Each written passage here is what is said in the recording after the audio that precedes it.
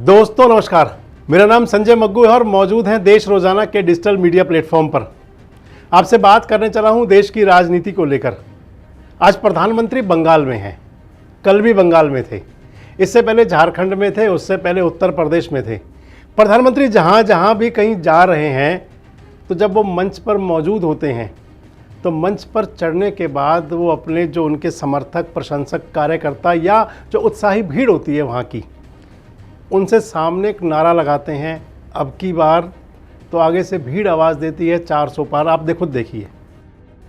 इस बार विपक्ष के बड़े बड़े नेता पहले से ही नेता विपक्ष में बोलने लगे हैं, संसद में बोलने लगे हैं। 24 में 400 पार, 24 में फिर एक बार। तो ये तो सभाओं का नजारा है। इससे पहले जब संसद का सत्र हुआ था तो संसद के सत्र के अंदर प्रधानमंत्री नरेंद्र मोदी ने राज्यसभा में भी और लोकसभा में भी 400 पार की बात कही थी। प्रधानमंत्री ने कहा था कि अब की बार एनडीए 400 पार और बीजेपी 370 पार।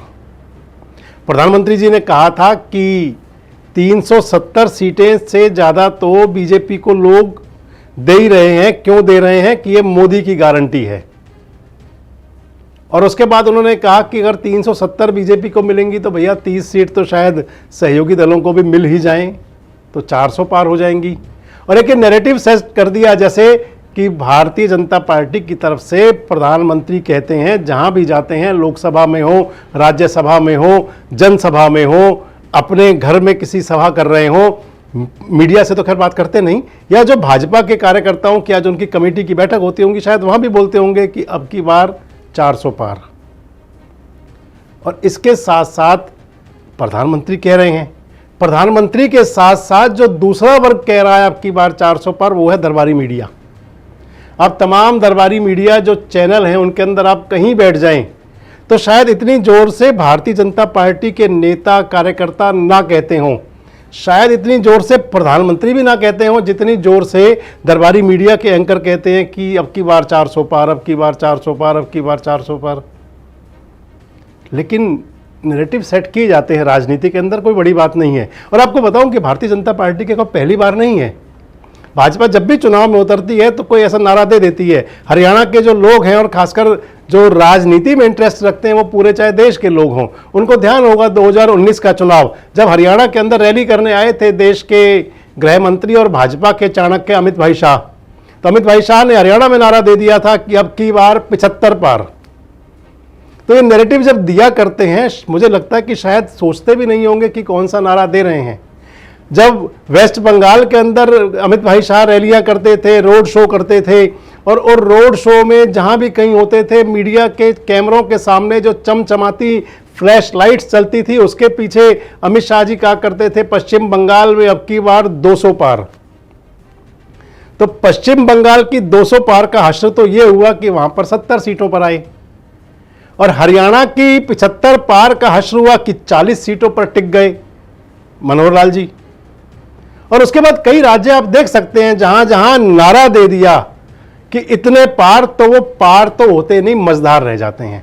लेकिन मैं आपसे बात करने चला हूं आखिर ये नैरेटिव सेट कैसे हुआ, और फिर जो दरबारी मीडिया इतनी जोर से मचाता है हल्ला की अब की बार 400 पार। और सबसे बड़ी बात यह है कि आखिर क्या ये 400 पार की बात कहीं धरातल की है और या फिर हवाई बातें की जाती हैं। एक बात और हुआ करती है दोस्तों कि जब भी किसी व्यक्ति को अगर परीक्षा चल रही हो, आप परीक्षा में बैठने जा रहे हैं, और खासकर अगर वो बोर्ड की परीक्षा हो, 10वीं 12वीं के छात्र अगर हैं, आप ग्रेजुएशन कर रहे हैं आपकी, या इसके अलावा कोई कॉम्पिटिटिव टेस्ट में आप बैठ रहे हैं, प्रतियोगी परीक्षाएं हो रही हैं, तो फिर उसके में आपके दिमाग पर बड़ा चैलेंज होता है। और चैलेंज होता है कि किसी भी प्रकार से इस परीक्षा को पास करना है। चाहे परिवार के अंदर खासकर जो कम से कम इस समय 20-22 साल वर्ग के युवा होंगे, अगर वो मुझे सुन रहे होंगे, और उनसे जब परीक्षा का समय आता है तो उन पर सबसे बड़ा प्रेशर परिवार का हुआ करता है, क्योंकि परिवार को बड़ी उम्मीदें होती हैं। और परिवार का प्रेशर होता है कि बेटा मेरिट तो कम से कम आनी चाहिए, 75% तो पार करना ही करना होगा। और फिर आज तो 75%, क्योंकि पढ़ाई में कुछ रहा नहीं, 80, 85, 90, 95, 92, 98, 99 यहां तक पहुंचना पड़ता है। और यही कुछ कंडीशन मोदी जी की है भारतीय जनता पार्टी और राष्ट्रीय स्वयंसेवक संघ में, क्योंकि मोदी के बराबर का कोई चेहरा भारतीय जनता पार्टी में है नहीं। मोदी के कद का कोई नेता ना भाजपा में है ना आरएसएस में है। और मान लें कि पूरी भारतीय जनता पार्टी जैसे आजकल कहते हैं ना कि उत्तर प्रदेश में 2 लड़के, तो आप ये कह लें कि भारतीय जनता पार्टी के अंदर केवल 2 चेहरे, मोदी शाह। इसके बाद सब कुछ गौण हो जाता है, इसके बाद कुछ दिखाई नहीं देता। मोदी और शाह का जो करिश्माई नेतृत्व तो है कि 2014 और 2019 में मोदी और शाह के नेतृत्व में भारतीय जनता पार्टी ने अभूतपूर्व बहुमत के साथ सरकार बनाई।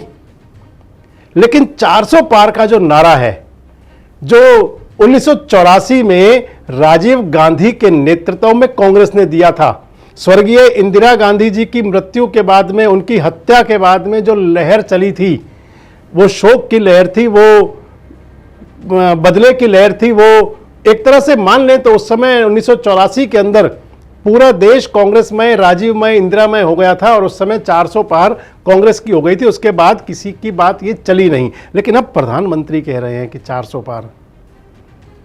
लेकिन अगर आप इसके फैक्ट्स पर जाएं तो क्या 400 पार का नारा, जो मैंने आपसे कहा कि जब प्रेशर बढ़ जाता है, जब लगता है कि परिणाम अच्छे से अच्छा देना है और जब चैलेंजिंग मोड में आदमी हो, तो फिर उसके लिए एक तरह से मान लें तो उसको टारगेट फिक्स करना पड़ता है और वो टारगेट देना पड़ता है खुद के लिए भी और अपने, क्योंकि राजनीति है तो अन्य सभी नेताओं के लिए भी। और इसी टारगेट को पूरा करने के लिए मोदी जी लगे हुए हैं दिन रात। एक मैं टीवी चैनल पर सुन रहा था, एक बड़ी एंकर हैं और उनको दरबारी मीडिया की बड़ी संज्ञा मिली हुई है, बड़ा जोर से कह रही थी कि रात को 10 बजे बैठे और सुबह 3 बजे निकले और फिर सुबह झारखंड पहुंच गए। मतलब वो कह रही थी कि मोदी जी, जिस प्रकार का उनका अंदाज होता है कि मोदी जी क्या करेंगे कुछ पता नहीं, लेकिन मोदी मेहनत बहुत करते हैं। मेहनत तो करते हैं मोदी जी, इसमें कोई दो राय नहीं है। और मैंने पहले कहा कि नरेंद्र मोदी का देश के अंदर या राजनीति के अंदर एक वो मुकाम, वो कद बन चुका है कि जहां तक पहुंचना बहुत आसान नहीं होता और फिर उसको रोके रखने के लिए बड़े चैलेंज होते हैं। लेकिन बड़ी बात यह कि ये 400 पार का केवल नारा है, जैसे हरियाणा और पश्चिम बंगाल में अमित भाई शाह ने दिया था, क्या वही नारा मोदी वैसे ही दे रहे हैं? और या फिर इसके पीछे कोई होमवर्क भी है?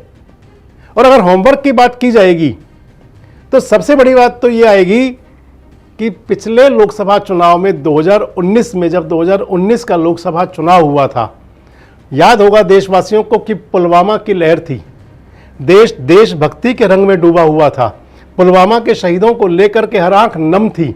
वो उसके पीछे क्या था, हम उसके बीच में नहीं जाएंगे। हम सत्यपाल मलिक जी की बात नहीं करेंगे जो कहते हैं पुलवामा क्यों हुआ था, लेकिन पुलवामा के शहीदों को लेकर के देश की हर आंख नम थी। हर व्यक्ति के अंदर, चाहे वो किसी धर्म, जाति और मजहब का था, कहीं देशभक्ति हिलोरे ले रही थी।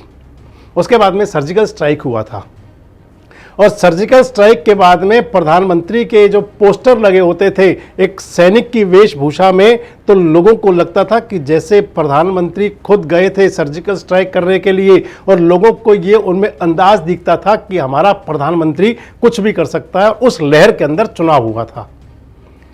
और अब जब 2024 का चुनाव है तो एक लहर तो 2024 में भी है। जैसे उस समय सैनिक का अवतार दिखाया जाता था प्रधानमंत्री जी का, तो अब 2024 में चंपत राय जी ने तो कह दिया कि प्रधानमंत्री जो हैं भगवान विष्णु के अवतार हैं। कल्कि जी का मंदिर भी बन गया तो कल्कि अवतार भी माना जा सकता है उनको कि कल्कि अवतार प्रधानमंत्री आए हैं। जब इतना बड़ा जब सैनिक वाली बात थी, देशभक्ति की बात थी, राष्ट्र की बात थी, तो उस समय प्रधानमंत्री जी का सैनिक अवतार था। और आज जब राम मंदिर की बात है तो प्रधानमंत्री का भगवान विष्णु का अवतार है। चंपत राय ने जो कह दिया है कि विष्णु अवतार हैं ये, इनसे बढ़कर भी कुछ लोग और कुछ भी कह रहे होंगे। लेकिन बड़ी बात यह है कि क्या जो पुलवामा वाली लहर थी, देशभक्ति वाली लहर थी, क्या उसको धर्म भक्ति और राम मंदिर वाली लहर उसको क्या बीट कर पाएगी, क्या पिछाड़ पाएगी उसको? और बड़ी बात ये आएगी कि आखिर वो 400 पार का नारा 370 पार अकेले बीजेपी का फलीभूत कैसे हो? क्या हरियाणा के अंदर 10 लोकसभा की सीटों की बजाय 15 हो जाएंगी? क्या दिल्ली में 7 से 10 हो जाएंगी? क्या राजस्थान में 25 से 28 हो जाएंगी? क्या सीटें बढ़ जाएंगी?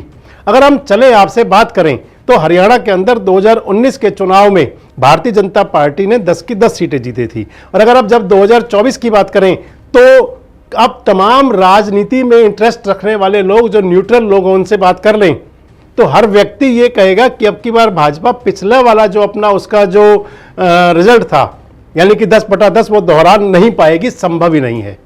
वो सीट कितनी घटती हैं हम इस पे नहीं जाएंगे, 1, 2, 3, 4, 5 कितनी घटें, लेकिन ये तय है कि हरियाणा में भाजपा का जो प्रदर्शन 10/10 का नहीं रहेगा। राजस्थान के अंदर कहते हैं कि भारतीय जनता पार्टी की कमजोरी आ चुकी है। 25 सीटें जो लोकसभा की जीती थी 2024 के चुनाव में, वो 25 वाला प्रदर्शन संभव नहीं है। संभावनाएं जताई जा रही हैं कि 2 से लेकर 5 सीटें, हालांकि दरबारी मीडिया सभी दिखा रहे हैं कि वहां पर कांग्रेस जो इंडिया गठबंधन है 2 से 3 सीटें ले सकता है, लेकिन राजनीतिक लोग कहते हैं कि 2 से 5 सीटें, खाता भी खुल सकता है और सीटें बढ़ सकती हैं। हरियाणा में सीटें घटेंगी एनडीए की, मोदी जी की सरकार की। राजस्थान में घटने की बात है। मध्य प्रदेश में एकमात्र छिंदवाड़ा की सीट वापस मिल जाए, उसके लिए कमलनाथ जी के साथ जो खेल हुआ, हालांकि कमलनाथ वापस अपने पुराने नाथ यानी कि कांग्रेस के अंदर टिके रहे, अपनी किरकिरी भी करवाई और जमे भी रहे वापस वहीं, लेकिन मध्य प्रदेश की राजनीतिक हवाएं कहती हैं कि भाजपा को नुकसान जरूर होगा। पिछली बार 1 सीट कांग्रेस को मिली थी, तो नकुल नाथ का संभव मान के चलें कि कांग्रेस से लड़ेंगे। वो सीट कमलनाथ, क्योंकि कमलनाथ का जो कांग्रेस परिवार के अंदर जो वजूद रहा है, इंदिरा गांधी के तीसरे बेटे माने जाते थे, और उन्होंने अपनी जो पार्टी छोड़ने की बात थी उसको रोक लिया। अगर आगे चलें तो गुजरात भारतीय जनता पार्टी की 26 की 26 सीट आई थी, लेकिन गुजरात के अंदर क्या वही प्रदर्शन अब भी होगा, या फिर अरविंद केजरीवाल और कांग्रेस मिलकर कहीं वहां भी खाता खोल सकते हैं? अगर वहां भी खाता खुला तो फिर आप मान लें वहां भी सीट घटेगी, और अगर नहीं भी खुला तो फिर 303 पूरी करने के लिए 26 तो वहां भी चाहिए, 370 की तो बहुत दूर की बात रह जाएगी। अगर अगला राज्य आप बिहार लेकर के चलें तो बिहार के अंदर 39 सीट मिली थी भारतीय जनता पार्टी और एनडीए को।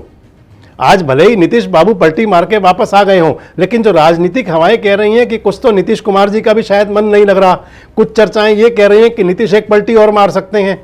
और फिर सबसे बड़ी बात यह है कि तेजस्वी यादव जिस रौद्र रूप में चल रहे हैं आजकल, कल जो पटना के गांधी मैदान में वो रैली करेंगे, और उसके लिए जो लालू प्रसाद यादव अपने भले ही खराब सेहत है, और फिर पटना के गांधी मैदान में जो ताकत दिखाएंगे 3 लड़के, तेजस्वी यादव, राहुल गांधी और अखिलेश यादव, तो आप मान के चलें कि बिहार के अंदर भारतीय जनता पार्टी एनडीए 39 वाला प्रदर्शन दोहराने की स्थिति में तो कतई नहीं है। 39 का प्रदर्शन करना भारतीय जनता पार्टी के लिए वहां संभव ही नहीं है। वहां भी कुछ डेंट जरूर लगेगा, वो 5 सीटों का लगे, 4 का लगे, 2 का लगे, तो मान लिया जाए कि जो नैरेटिव सेट किया जा रहा है 370 पार का, वो पहले 303 तक तो पहुंचने का नैरेटिव सेट हो। अगर उसके बाद आप पश्चिम बंगाल में जाएंगे तो 18 सीटें थी, भले ही संदेश खाली और प्रधानमंत्री जी वहां भाषण दे रहे हों, 35 सीटों का टारगेट फिक्स किया गया हो, वहां भी कह के आए हों कि 35 पार, 42 में से 35, तो भैया नारा तो विधानसभा चुनाव में भी वहां 200 पार का दिया था, तो 200 पार में 70 रही थी, तो 35 पार में क्या, वही जो आप समझ सकते हैं मैं क्या कहना चाह रहा हूं। अगर आगे चलें तो आगे वो दिल्ली राज्य है, दिल्ली जहां पर कि गौतम गंभीर जी ने तो संन्यास ही ले लिया, और उसके बाद में 7 लोकसभा की सीटें हैं जहां पर अब की बार कांग्रेस और केजरीवाल साहब का अलायंस हो गया है। क्या वहां पर 7 से 8 सीट तो बढ़ेंगी नहीं, यानी कि बीजेपी की 7 की 7 सीट थी तो 7 से तो बढ़ेंगी नहीं। अगर घटने की गुंजाइश आती है तो क्या 1-2 सीटें वहां भी घट सकती हैं। अगर ऐसा कुछ कंडीशन बनती है तो फिर दिल्ली भी माइनस कर देगा। तेलंगाना 4 सीटें थी भारतीय जनता पार्टी के पास, और इस समय तेलंगाना में जो दक्षिण के चाणक्य बन चुके हैं डीके शिव कुमार, तेलंगाना में सरकार ले आए थे अपनी, कर्नाटक के उप मुख्यमंत्री हैं, और इस समय मान ले तो कांग्रेस के सबसे बड़े तारनहार हैं चाणक्य हैं, और गांधी परिवार के बहुत अधिक वो विश्वास पात्र हैं। तेलंगाना के अंदर भारतीय जनता पार्टी की स्थिति जो रही है विधानसभा में, वो आप सब लोगों ने देखी होगी। वहां पर तेलंगाना के अंदर जो चंद्रशेखर राव है वो भी डाउन हो चुके हैं। तेलंगाना के अंदर ओवैसी साहब की स्थिति भी खराब हो गई है, और कांग्रेस ने वहां पूरे बहुमत के साथ सरकार बनाई। इस समय स्थिति ये है कि तेलंगाना के अंदर जो भारतीय जनता पार्टी की 4 लोकसभा की सीटें थी, वो 4 का प्रदर्शन दोहराना मुनासिब नहीं है, घटेंगी सीट वहां पर भी। अगला राज्य कर्नाटक में अगर जाएं तो कर्नाटक में 25 सीटें भारतीय जनता पार्टी को मिली थी 28 में से। अब कर्नाटक में कांग्रेस की सरकार बन चुकी है। कर्नाटक के अंदर सिद्धारमैया और मुख्यमंत्री हैं, डीके शिव कुमार उप मुख्यमंत्री हैं। 28 लोकसभा की सीटें हैं। भले ही हिंदुत्व लहर भी होगी, राम लहर भी होगी, लेकिन आप मान के चलिए कि भारतीय जनता पार्टी कर्नाटक के अंदर 28 वाला प्रदर्शन जो था, 28 में से 25 लेने वाला 2019 में, वो अब की बार संभव नहीं है, वो नहीं हो पाएगा। जब सभी राज्यों में सीट घटने की बात चल रही हो, मैं अभी उत्तर प्रदेश का एक देख रहा था, सोशल मीडिया एक चैनल पर देख रहा था, जिसके अंदर दिखाया जा रहा था कि 35 सीटें भारतीय जनता पार्टी की यूपी के अंदर भी रेड और पिंक जोन में हैं, जिनमें से 16 सीटें रेड जोन में हैं और 19 सीटें पिंक जोन में हैं, यानी कि वो सीटें खतरे में हैं। अगर उत्तर प्रदेश के अंदर भी 2019 में भारतीय जनता पार्टी को 62 सीटें मिली थी और 2 सीटें उनकी सहयोगी पार्टी को मिली थी, अपना दल को, 64 कुल सीटें हो गई थी। 16 सीटें विपक्ष को मिली थी, 10 मायावती जी को मिली थी, 5 अखिलेश यादव की पार्टी को और 1 अकेली वहां से सोनिया गांधी चुनाव जीती थी। हालांकि भारतीय जनता पार्टी तो कह रही है कि अब की बार अमेठी और रायबरेली दोनों छीन लेंगे, लेकिन अगर अमेठी में वरुण गांधी पहुंच गए, भारतीय जनता पार्टी को झटका दे करके, जो कल मैं एक वीडियो पे देख रहा था कि अमेठी में वरुण गांधी का मन बन सकता है। रायबरेली के लिए जो सोनिया गांधी की इमोशनल जो अपील है, उत्तर प्रदेश के अंदर जो मुस्लिम मतदाता है इस समय खामोश है, देख रहा है कि क्या होना है, और चर्चाएं, संभावनाएं ऐसी हैं कि अब की बार मुस्लिम एक तरफ से वोट इकट्ठा देगा। अंबेडकरवादी जो लोग वोट हैं, जो पिछड़े वोट हैं, उनके अंदर भी कहीं ना कहीं सुगबुगाहट है। और पिछले लोकसभा चुनाव में ऐसी कई सीटें थी जिनका कि गैप ऑफ मार्जिन 20,000, 30,000, 40,000, 10,000, 5,000 रहा था भारतीय जनता पार्टी के लिए। उन सीटों की स्थिति क्या होगी? अगर वहीं कुछ ऐसे हालात बनते बिगड़ते हैं तो क्या भारतीय जनता पार्टी वहां पर 64 वाला प्रदर्शन करेगी या वहां भी कोई दिक्कत आ सकती है? 80 में से 80 का नारा दिया हुआ है बीजेपी ने उत्तर प्रदेश के अंदर, लेकिन अगर वहां 80 में से मान ले कि भाजपा का प्रदर्शन, राम लहर वहां है, अच्छा प्रदर्शन होता है, तो अगर वहां 4-5 सीटें बढ़ जाती हैं, उस स्थिति में बाकी जो राज्य मैंने आपको गिनवाए कि जहां सीटें घटने की पूरी संभावनाएं हैं, पूर्वोत्तर के अंदर अच्छी स्थिति नहीं है, दक्षिण के अंदर भारतीय जनता पार्टी के लिए कोई स्थान ही नहीं बचेगा। ऐसे हालात में ये जो 400 पार का नैरेटिव, अगर मैं ये कह दूं कि प्रधानमंत्री दे रहे हैं, उनके साथ दरबारी मीडिया दे रहा है, दोनों मिल करके 400 पार कर रहे हैं, कहीं इस सब के पीछे किसी प्रकार का कोई डर या भ्रम तो नहीं है? कहीं कुछ ऐसा तो नहीं कि 400 पार की जगह 272 के भी लाले पड़ जाएं? आपको क्या लगता है कि जो 400 पार का नारा है, ये केवल नैरेटिव है या कुछ धरातल पर हो भी सकता है? आपको क्या लगता है कि भारतीय जनता पार्टी क्या वाकई अब की बार राजीव गांधी वाला इतिहास रच सकती है 400 पार का? और आपको क्या लगता है कि कहीं जो मैंने आपको अंत में बताया कि 272 पाने के लाले तो नहीं पड़ जाएंगे? कमेंट्स बॉक्स में आकर अपनी प्रतिक्रिया जरूर दें और इस प्रकार के वीडियो और अपडेट्स के लिए हमारे साथ जुड़े रहें, देखते रहें देश रोजाना। हमारे साथ जुड़े रहने के लिए देखते रहिए देश रोजाना का यूट्यूब चैनल, सब्सक्राइब कीजिए। साथ ही देश रोजाना की खबरें सबसे पहले देखने के लिए प्रेस कीजिए बेल आइकन।